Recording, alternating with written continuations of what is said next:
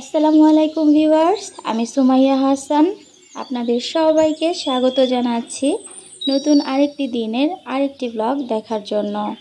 আশা করছি যে যেখান থেকে আমার আজকের ভিডিওটি দেখছেন সবাই আল্লাহর রহমতে ভালো আছেন, সুস্থ আছেন। আমরা আলহামদুলিল্লাহ আল্লাহর রহমতে সবাই ভালো আছি।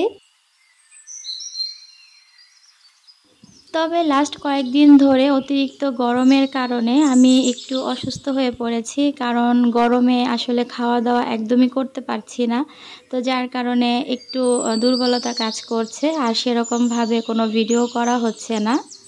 আজকে যে ভিডিওটা আপনাদের সঙ্গে শেয়ার করছি এটা আরও প্রায় 10 দিন আগের করা একটা ভিডিও। এটা আসলে আপলোড করব করে আর করা হচ্ছিল না।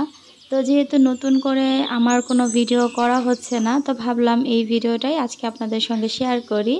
সেই সাথে আমার বেশ কিছু প্রিয় আপুর কিছু প্রশ্নের উত্তরও দিয়ে দিই, যারা কিনা প্রতিনিয়ত আমাকে নিয়ে অনেক বেশি চিন্তা করেন এবং অনেক সুন্দর সুন্দর কমেন্ট করেন, আমার ব্যাপারে অনেক কিছু জানতে চান। তো সেই সকল আপুদের প্রশ্নের উত্তর দেওয়ার চেষ্টা করব আজকের ভিডিওতে। আশা করছি ভিডিও জুড়ে থাকলে আপনাদের কাছে বেশ ভালো লাগবে। তো ইদানিং যেহেতু প্রচণ্ড পরিমাণে গরম পড়ছে, এই গরমে আসলে যারা সুস্থ আছেন তাদেরও দেখা যাচ্ছে খাওয়া দাওয়া একটু অরুচি হচ্ছে। সেরকমভাবে আমাদের বাসায় বিশেষ করে কেউ খাওয়া দাওয়া করতে পারছে না, সবারই মনে হয় যেন খাওয়া দাওয়ার লেভেলটা অনেক কমে গেছে। আর আমার হচ্ছে গিয়ে এই সমস্যাটা অনেক বেশি মাত্রায় বেড়ে গেছে। অতিরিক্ত গরমের কারণে নাকি আমি ঠিক জানি না, আমি ইদানিং একেবারেই খাওয়া দাওয়া করতে পারছি না। লাস্ট আসলে 8 মাসে আমার খাওয়া দাওয়ার সেরকম কোনো সমস্যা হয়নি। প্রথম দিকে একটু হয়েছিল, প্রথম 3 মাসে আমার বেশ অনেকটা ওজন কমে গিয়েছিল এই খেতে না পারার জন্য। তো আলহামদুলিল্লাহ তারপর থেকে কিন্তু ঠিক হয়ে গিয়েছিল। তবে এই লাস্ট সময়ে এসে যে আবারও এই সমস্যায় ভুগতে হবে এটা একদমই আশা করিনি। এখন দেখা যাচ্ছে যে আমি ভাত বা অন্য যে কোনো খাবারই বলেন না কেন একেবারেই খেতে পারছি না। আর যা বা একটু কষ্ট করে যদি খাইও সেটা দেখা যায় কিছুক্ষণ পরেই বমি হয়ে বের হয়ে যায়। তো যার কারণে আমার শারীরিক কন্ডিশনটা একটু খারাপ। তো সবাই আমার জন্য দোয়া করবেন যেন আসলে আমি সুস্থ থাকি এবং যে পৃথিবীতে আসতে যাচ্ছে সেও যেন সুস্থ স্বাভাবিকভাবে পৃথিবীতে আসতে পারে। তো এই ভিডিওটা যেহেতু 10 দিন আগের ছিল, 10-12 দিন আগের হবে হয়তো, বা আমার আসলে সঠিক মনে নেই। তো সেই কারণে ভিডিও সংক্রান্ত আর কোনো কথা শেয়ার করছি না, আমি বরঞ্চ আপুরা আমাকে নিয়ে যে প্রশ্নগুলো করেছেন সেগুলোর উত্তর দেওয়ার চেষ্টা করছি। এই সময় এসে সবথেকে কমন যে প্রশ্নটা আমি পাচ্ছি সেটা হচ্ছে আপুরা বেশিরভাগ সময় জানতে চাচ্ছেন যে আমার এখন কত মাস চলছে। আর অনেক আপুরা জানতে চেয়েছেন আমার ডেলিভারি ডেট কবে দিয়েছে। আবার কিছু আপু জানতে চেয়েছেন আমার বর্তমান ওজন কত। তো সব কিছু মিলিয়ে আমি চেষ্টা করছি একে একে সবার উত্তর দিতে। প্রথমত যে প্রশ্নের উত্তরটা দিচ্ছি সেটা হচ্ছে আমার এখন কত মাস চলছে। আমার বর্তমানে হচ্ছে 9 মাস চলছে, মানে 8 মাস শেষ হয়ে 9 মাসের অলরেডি 8-10 দিন চলে গেছে।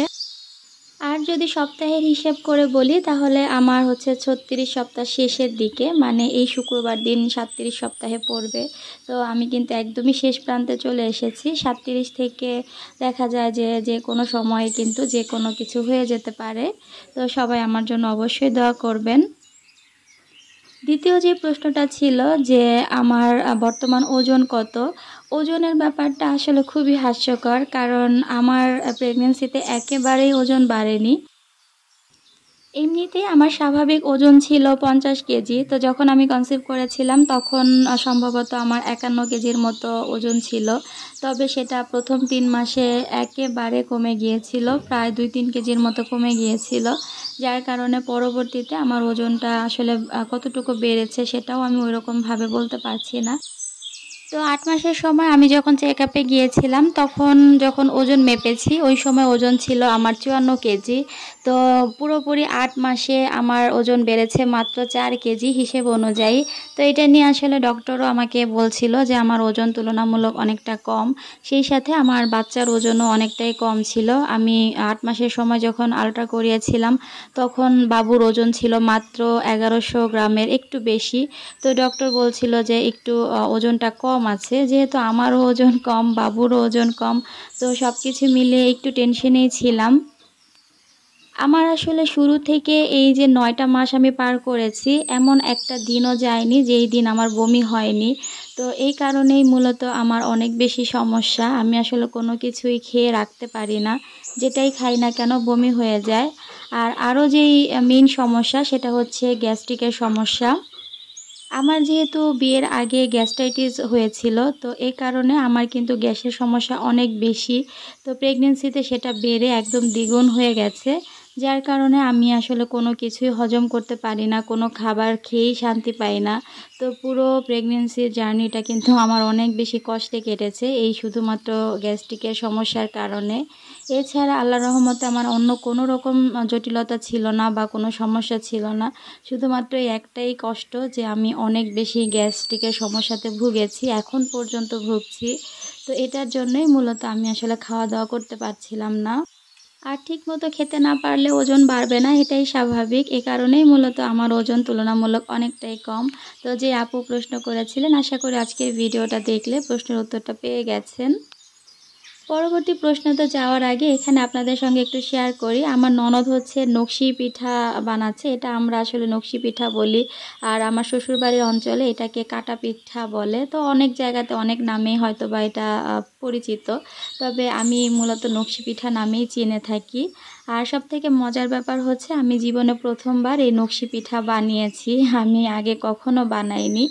তো এটা হচ্ছে ছুটির দিনের একটা ব্লগ ছিল। আমরা সকাল সকাল আমি, আমার ননদ আর আমার শাশুড়ি ৩ জন মিলে হচ্ছে পিঠা বানাতে বসেছিলাম।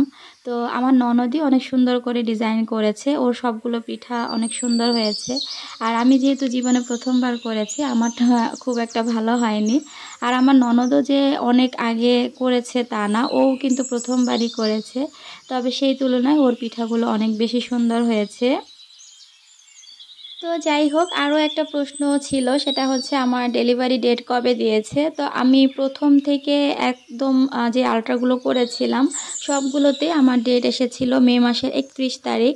তবে আমি 8 মাসের সময় যে আল্ট্রাটা করিয়েছি ওই আল্ট্রাতে ডেট এসেছে জুন মাসের 4 তারিখ। তো নির্দিষ্ট করে তো আসলে বলা যায় না যে আল্লাহ তাআলা কবে তাকে পৃথিবীতে পাঠাবে, সেটা একমাত্র আল্লাহ তাআলাই ভালো জানে। তো যেহেতু ডক্টররা একটা নির্দিষ্ট ডেট দিয়ে দেয়, সেই অনুযায়ী আর কি বললাম। তো এখন বাকিটা আল্লাহ তাআলা জানেন যে কবে আসলে কি হবে। আর যখন হবে, যদি বেঁচে থাকি তাহলে অবশ্যই আপনাদের সঙ্গে আপডেট শেয়ার করব। আর যদি বেঁচে না থাকি তাহলে তো আর আপনাদের সঙ্গে কথাই হবে না কখনো। তো জানি না ভাগ্যে কি আছে, আল্লাহ তাআলা কি লিখে রেখেছেন। তবে যেটাই হোক না কেন আমি তাতেই খুশি, আলহামদুলিল্লাহ সবসময়ই। কারণ আল্লাহ তাআলা আমাদের ভাগ্যে যেটা নির্ধারণ করে রেখেছেন সেটা হবেই, যাই হয়ে যাক না কেন। আর সবসময় যে ডেট অনুযায়ী হয় এমনটাও না, এটা তো আসলে ডক্টররা জাস্ট একটা ধারণা দেওয়ার জন্য ডেট দিয়ে থাকেন। এর আগেও হতে পারে, পরেও হতে পারে। তো যে আপুটা প্রশ্ন করেছিল, আশা করি আজকের ভিডিওটা দেখলে আপু তার প্রশ্নের উত্তর পেয়ে গেছেন। আর আরও কিছু প্রশ্ন ছিল, এই মুহূর্তে আসলে আমার ঠিক মনে পড়ছে না। তো পরবর্তীতে যদি মনে হয় তাহলে অবশ্যই আপনাদের সঙ্গে শেয়ার করব। আজকের ভিডিওতে কি হয়েছে না হয়েছে কিছুই আপনাদের সঙ্গে শেয়ার করতে পারিনি। খুবই ছোট্ট একটা ব্লগ শেয়ার করেছি। ইনশাল্লাহ একটু সুস্থ বোধ করলে আবার আপনাদের সঙ্গে ভালো নতুন ভিডিও শেয়ার করব। তো সবাই অবশ্যই আমার জন্য দোয়া করবেন। আর এই গরমে আপনারা অবশ্যই অনেক বেশি সাবধানে থাকবেন। সেই সাথে বেশি বেশি পানি এবং শরবত জাতীয় খাবার খাওয়ার চেষ্টা করবেন। কারণ এখন বর্তমানে আসলে পানি, শরবত এই টাইপের খাবার যদি বেশি না খাওয়া হয় তাহলে কিন্তু শরীরে পানি শূন্যতা দেখা দিতে পারে। তো আমি তো সারাদিনই পানি খাই, তারপরও মনে হয় যেন গলা শুকিয়ে যায়। যাই হোক, আজ এখানেই বিদায় নিচ্ছি। সবাই ভালো থাকবেন, সুস্থ থাকবেন। আল্লাহ হাফেজ।